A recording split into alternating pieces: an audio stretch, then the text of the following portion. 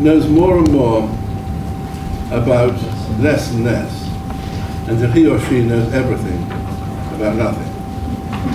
And I once chaired a meeting of Nobel Prize winners, and I can attest to that, the narrowness of the field and expertise. Whereas a journalist knows less and less about more and more, until he and she knows nothing about everything. So you can see you have much the most ignorant person in the room in the chair, which is the right way it should be. And I apologize if I have not always been heard or my tongue trips. Some years ago I had cancer of the tongue, and the doctor said I never speak fast again, which just shows how wrong doctors can be. But this may be, if you go to political gatherings, you may quite often hear people speak with a forked tongue. This may be your first experience of someone with a knifed one. Anyway, that's to get the sympathy of voting. And this is a very interesting topic, I think, green and cheap but cost-effective climate change policy. It begs a lot of questions, doesn't it? What is cost-effective? A lot depends on really what the cost of climate change are going to be. And there you hit a huge number of ranges of views.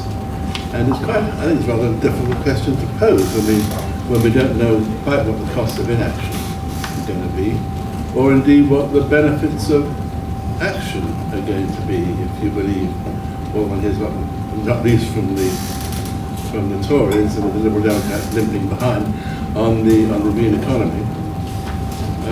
So I'm a little bit lost to understand the time, but it sounds very nice and good.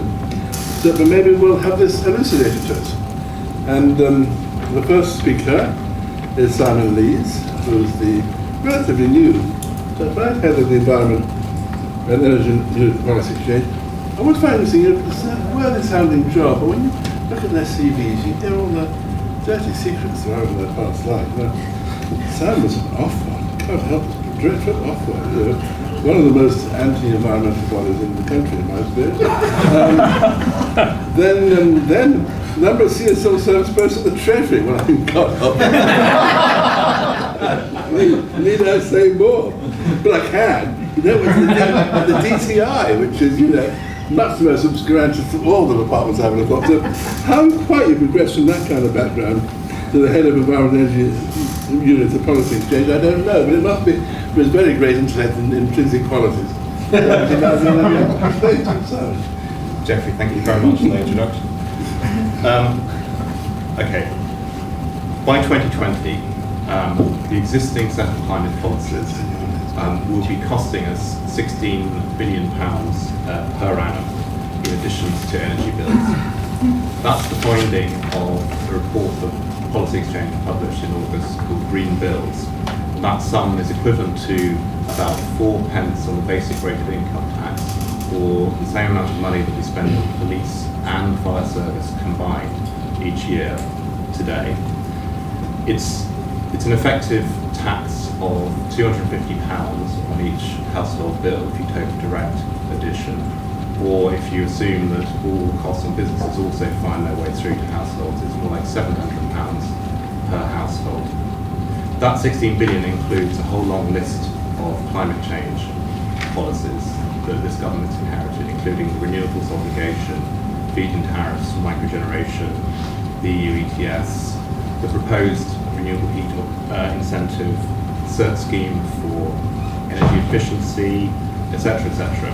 But it's still a significant underestimate of the costs already built into the system of climate change policy, because it doesn't include the costs of upgrading the grid in order, for example, to bring wind power that's going to be built in Scotland down to population centres in England. It doesn't include the directly tax-funded money that DEC spends. It doesn't include the cost of regulations like the Large Combustion Plants Directive, and it doesn't include the costs of perhaps diminishing competition in the energy market. So climate policy is becoming a very substantial cost to consumers and businesses.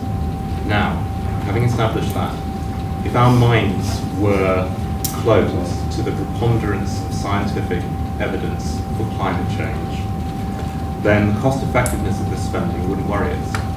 We would just want to get rid of all these programs. But climate science, while uncertain, does suggest there are very grave risks to the planet. So anyone who believes that these risks should be taken seriously ought to be very concerned about the cost effectiveness of these very large sums built into the system. I care about that, and I care about getting the most climate change impact from every pound that we are going to be spending over the next decades. Now, unfortunately, the current suite of policies that we've inherited from the last government is far from cost effective. In other words, resources are being wasted and the chances of maximising mitigation are being damaged. So I'm going to set out what I think a cost-effective policy framework would look like at a high level and then assess current policies against that. So what would it look like? Well, carbon emissions are a global issue. A ton of carbon dioxide has the same effect wherever it's emitted in the world. 98% of emissions are outside the UK. China's emissions are increasing each year by the total of the UK emissions. So any policy needs to be aimed at maximising global carbon reduction impact. And there are two key domestic policy approaches to achieving that. One is leadership, the UK or the EU leading by example so the rest of the world is more likely to follow. The other one is using UK resources to develop and lower the costs of technologies, low carbon technologies, which have the most potential to be taken up across the world and be a significant part of the solution to climate change. So testing the existing policy framework against these two approaches. So what does a successful leadership approach look like? What it needs to be, we need to be demonstrably showing success in reducing our carbon emissions, and we need to be doing so in a way which gives a credible example to the rest of the world about how to go about reducing carbon. So on the first of those, well, Policy Exchange is going to put out a report within the next few weeks, which shows that EU carbon emissions, if counted on a consumption basis, a proper consumption basis, have risen by more than 40% since 1990. So there's not much sign of demonstrable success there. But the main point that I want to bring out under the heading of today's talk is that pursuing unnecessarily expensive, in other words, low cost effectiveness policies for domestic carbon reduction is a bad and unconvincing example to the rest of the world. And we have plenty of such low cost effectiveness policies. The renewables obligation, which is the main policy for meeting the EU mandated renewables target, has a cost of about £150 per tonne of carbon saved. The feed-in tariff for microgeneration is far worse, with an astonishing £460 per tonne of carbon saved. And compare those with the European emission trading system, where the marginal cost of a tonne of carbon is only about £12. And moreover, the renewables obligation and the feed-in tariffs for microgeneration don't save a single tonne of carbon over and above what would have been, by 2020, over and above what would have been achieved under the EU ETS cap.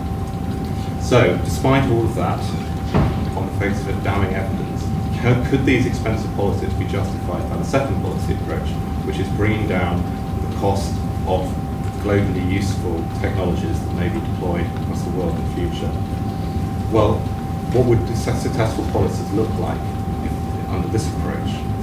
They would be designed to maximise the impact in terms of bringing down the cost of useful technologies, and they would be focused on the most potentially useful technologies for the world. Unfortunately, the policies that we have are at best a confused combination of some subsidy for early stage technologies, but coupled with a subsidy for the mass deployment to meet the EU renewables target. So what this results in is we get poor value for money from rushing a hugely expensive deployment of relatively early stage technologies, such as offshore wind, rather than trying to maximise the learning by doing that we need from offshore wind and a whole range of other technologies. It also means we prioritise technologies with very limited potential ever to have global impact on climate change, like micro wind on people's roofs, and also precisely because the UK has a large chunk of the potential for offshore wind in the world is a reason why offshore wind is going to be limited in its ability to be part of a global solution to climate mitigation. So I'm going to finish just by a plug for another report that we brought out in this time in July, as well as, which is Green Achiever, as well as Green Bills. In these reports, we made some recommendations to start improving the cost effectiveness of climate policy. We said we needed, first of all, we needed transparency about, from Treasury or debt, about the size of the programs for climate change that are being funded through energy bills. We needed to sunset the most egregiously expensive policies, such as abolish. At some point. Nice clarity, isn't it? It's transparency point. To simplify some other policies, including the carbon reduction commitment, to reduce unnecessary burdens on businesses, to review the renewables target to see whether it could be renegotiated or made cheaper, and most importantly, to bolster the carbon price, to make it more credible, credible and long-term, perhaps through a carbon tax, so there are other ways. And in policy exchange, we hope to be continuing this vein of work, particularly looking at more cost-effective decarbonisation of electricity and how we can better support research, development and demonstration of globally useful technologies. Thank you.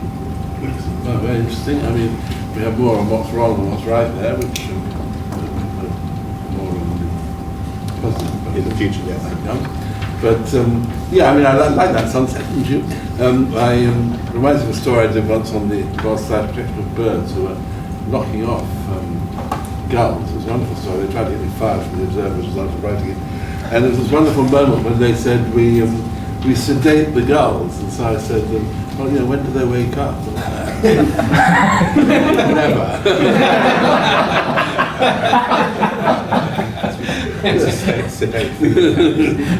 Anyway, Ben, for a relatively new face, Ben is everywhere. You can't sort of move without seeing Ben Caldecott somewhere. Anyway, his CV shows that too. He's research director at Policy Exchange and the Henry Jackson Society, worked in Parliament, a number of government departments, United Environment, Foreign Commerce Office, even been to 3 universities, London, Beijing and Cambridge. So, you know, he is, believe me, everywhere. And I understand it's rather wonderful. There are actually 3 Ben Caldecotts, rather like the minivans perhaps. But just the or one. is it 2? Anyway, Ben, we're glad to have one of you here. And well, thank you very much for that very kind introduction. I'll obviously try and be quick given the time and the fact that there's plenty of booze at the back that people want to tuck into too soon. I mean, I'm actually very glad that this report was published, and there's one quite simple reason for that. When I was doing Simon's job about a year ago, well, probably, yeah, this idea came into my head to try and look at cost effectiveness in a more effective way. So Simon has unfortunately had to inherit this project from me, but has done a brilliant job of bringing it to fruition.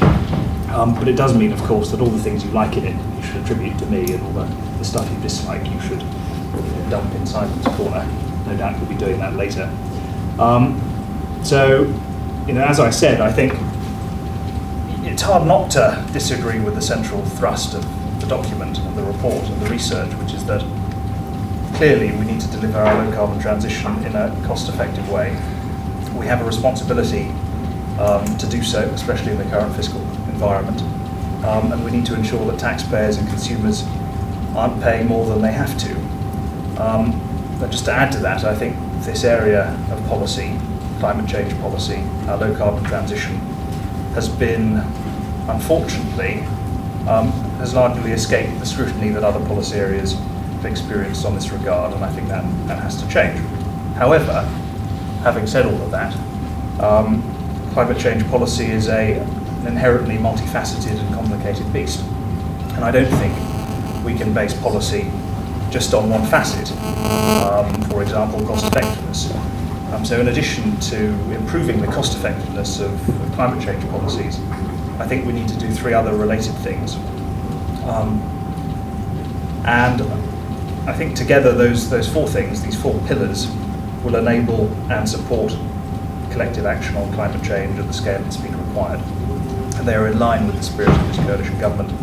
And I hope that in coalition they can be acted on. So if the first pillar of this framework is cost effectiveness, which I think it should be, I think the second should be making sure that policies are paid for and delivered in a progressive way.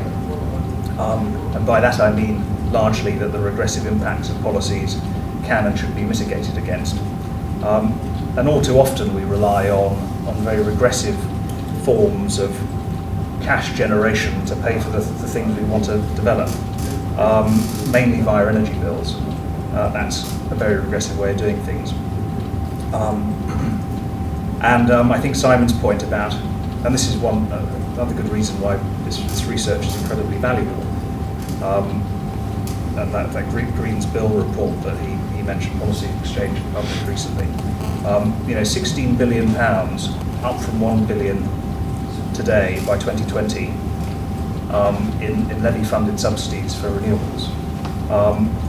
That's a lot of money, and that's going to have an impact on people's energy bills, and it's a very regressive way of raising cash.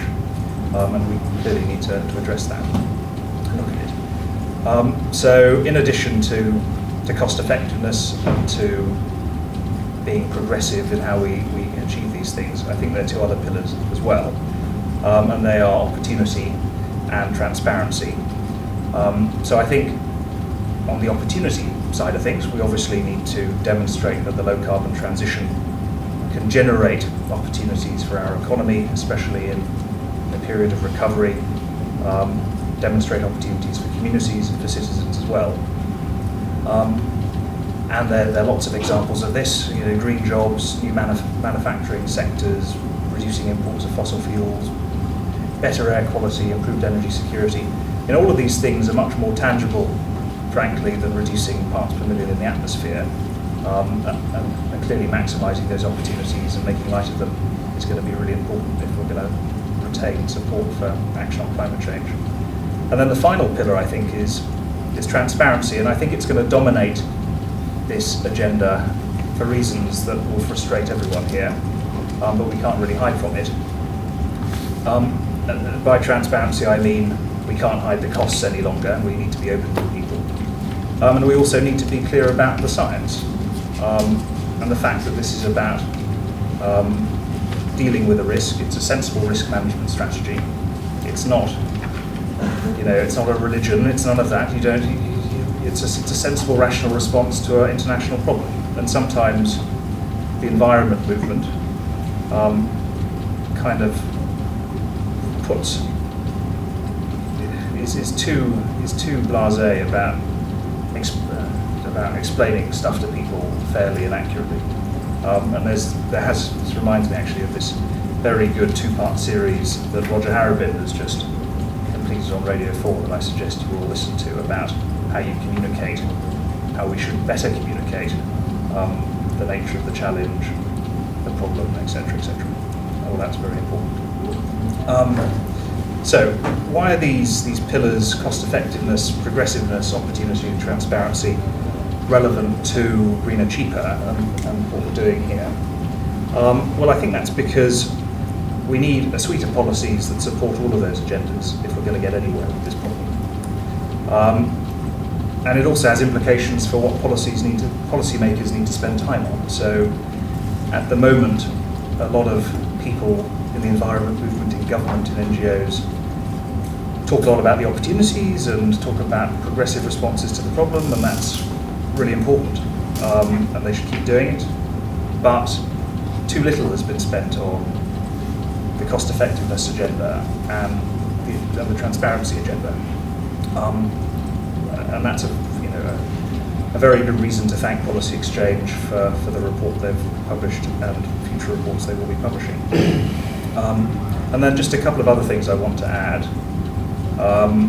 So obviously the focus of greener, cheaper is cost effectiveness.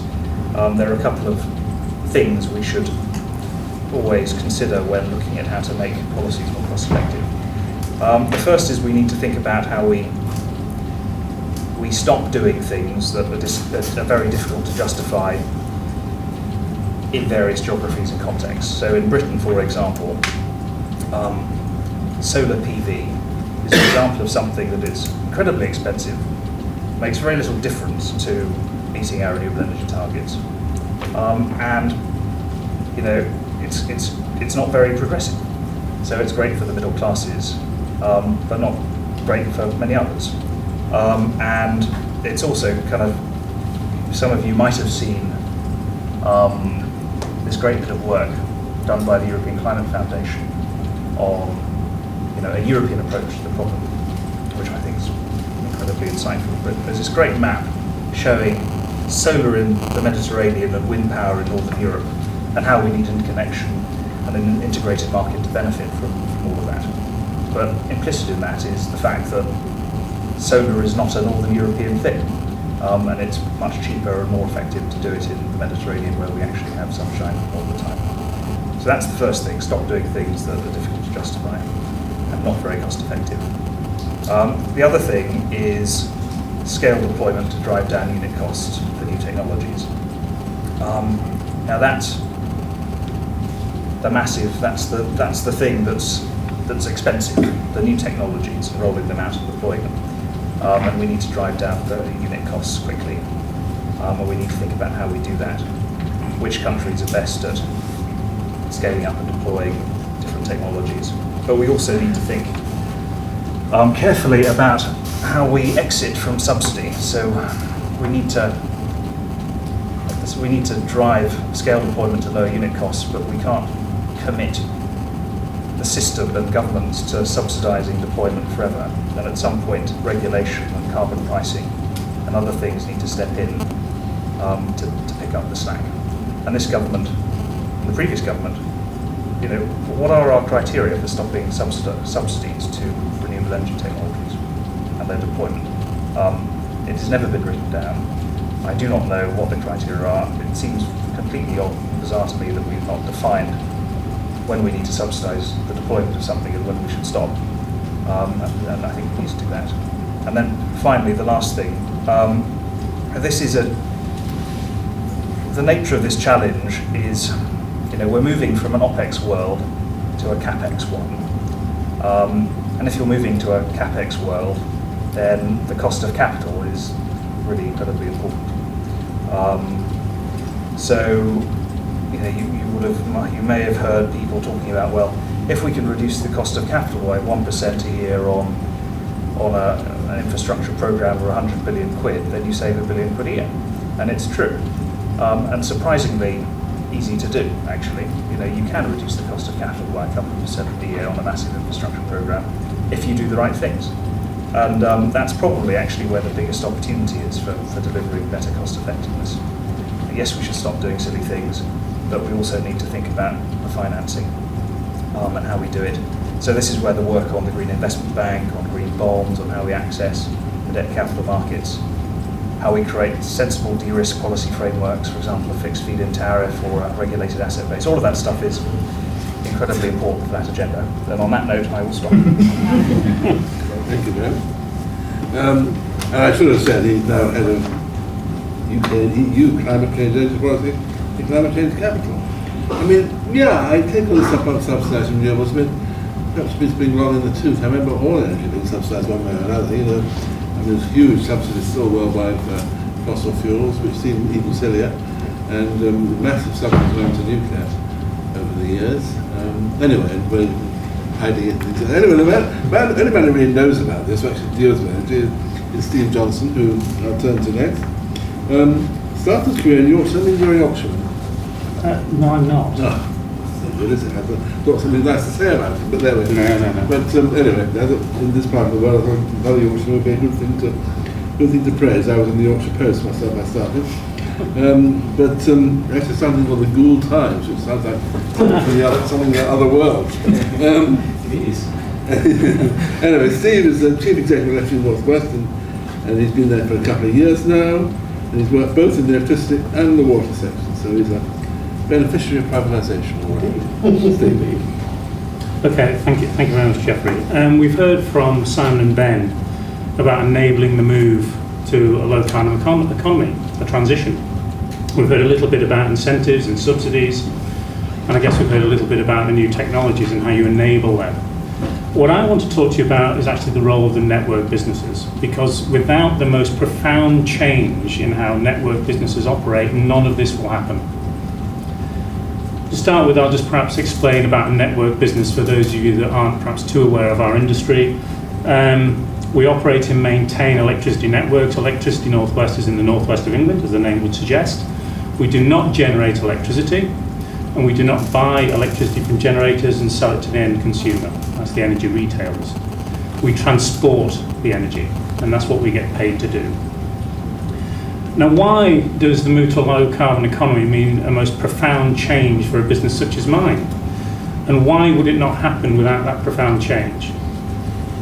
If you think about our electricity infrastructure now, and it's been this way for the best part of 100 years, we've got centralised generation that we'd all recognise, and the power flows all the way down to our homes, to commerce, to industry, and that's the way it's always worked. If we're really serious about hitting the targets of 2050 and the move to the low carbon economy, we know we have to decarbonise electricity generation, we have to decarbonise transport, and we have to decarbonise heating. All of those things need to happen to get to the 2050 targets. Electricity generation to start with, because that will have quite an effect on my business. In the future, we will still have large generation. There may still be nuclear, there may be clean coal, there will be offshore generation, all of which mean that my network will operate in the same way. The power flows will be the same. But there will be very widespread, large-scale, small renewable generation connected directly to my network. That's one thing. Decarbonising transport. All of us go home in the evening, we want to connect our electric vehicle, and by 8 o'clock in the morning we want to do fully charged. The network today could not cope with that type of load by any means. It's a scale change in the type of load that our premises will take. And finally, the decarbonisation of heat, whether it be through air source heat pumps, ground source or electric heating, again puts a massive load on the network. What this means for our network, particularly with the local generation, means that we have to manage our network in the future actively. We have to understand at a local level the demands from the consumers and the generation from the consumers. If you think about some of the investment we've been talking about on renewable energy, when the wind blows, it's got to generate, which means we have to have a way of storing energy in the future. When the wind doesn't blow, we have to have a way of controlling the demand from our customers in a way that we don't have at the moment. At the moment, if the demand for electricity shoots up, and we all hear about the kettles getting switched on at the end of a particular television programme, National Grid have got the generators there, we've got spinning reserve ready to come online. That's not going to be the case in the future. In 2050, the type of generation we're going to have in this country is very different. We're going to have to be able to communicate with customers, with local generation, and get our customers to switch off appliances, either manually or probably automatically. And we're going to have to control these different flows of electricity in a very different way. Without it, we won't be able to move to the low carbon economy. What does that mean for the customer? It's quite a profound change. What we have seen from government is a very clear signal in terms of smart metering, and that is to be welcomed. Because without smart metering and the data it provides, we can't control our network in the way we want. But you can see, perhaps in 2050, and it's useful to look that far ahead, that there will be tariffs out there will be communications with our customers that will automatically disconnect appliances or schedule appliances at a different time, depending on the type and mix of generation that's on the network, depending on whether the wind blows or not. Now, it's this change that's going to come, that has to come, that will have the most profound effect on businesses such as mine. You may see in the leaflet that's been placed on your seats, this is quite a period for network companies. We're investing in the Northwest £1 billion over the next 5 years on our network. Much of that expenditure is to replace aging assets. Right across the UK, the electricity infrastructure was more or less built in the 50s and 60s. It's coming to the end of its life. We have to replace it anyway. The big issue we've got as an industry is we've got all these other challenges coming along. What does it mean to move to a low carbon economy? It does mean we have to have smart networks. It does mean a different type of investment. Now, this has been recognised as a company. We've been investing in innovation for a number of years. So we've been testing some of the new technologies on our network to enable this to happen. We've seen a big step forward with our regulator Ofgem. In the next 5-year period, there's a £500 million low carbon network fund available for us to test some of these new technologies. That's a real step change, and it's to be welcomed. We've worked with the industry via the Energy Networks Association on looking at smart metering and what the technology means, and as an industry we're working together to make sure that the right kind of specification is there for the meters that are going to be rolled out over the next 6 or 7 years, so that we can then build the smart networks over the next 20 years. But what we really need as an industry, what will really make it happen, is very clear direction from government. I don't believe this can simply be left to market chance. It is such a profound change. It has to be clear direction from government, and then our regulator has to put in the kind of economic regulation to make it happen. And as I said right at the very beginning, without that kind of clear direction, without that kind of remit for our regulator, we won't be able to invest in networks, we won't be able to have the smart technology, we won't be able to control the different types of generation and customer demand in the future, and that means we won't hit 2050 targets. That's what put energy networks right at the heart of the debate. Personally, they're always very interested, quite often one hears industries, people who are arguing for regulation. Appropriate regulation. But it's not what the mythology is. Yes. Or even what the theoretically it should be. But very fascinating. Right, well, in Andrew George's continual absence, we now move on to our either ultimate or penultimate speaker. Time will tell. I was probably so rude by Andrew at the last meeting that... We can hear that. No, but he probably decided not, sort of his chair, and decided to turn up. I chair him again tomorrow, so this will be the acid test to see what happens. Well, maybe he was shocked at things I said about Nick Clegg being looking like being Tony Blair to George Osborne's George Bush. Maybe that gave him a heart attack. Anyway, he may turn up, but we shall see. Matthew. Well, in contrast to Simon, Matthew is sort of impeccable looking green background, but certainly does it well.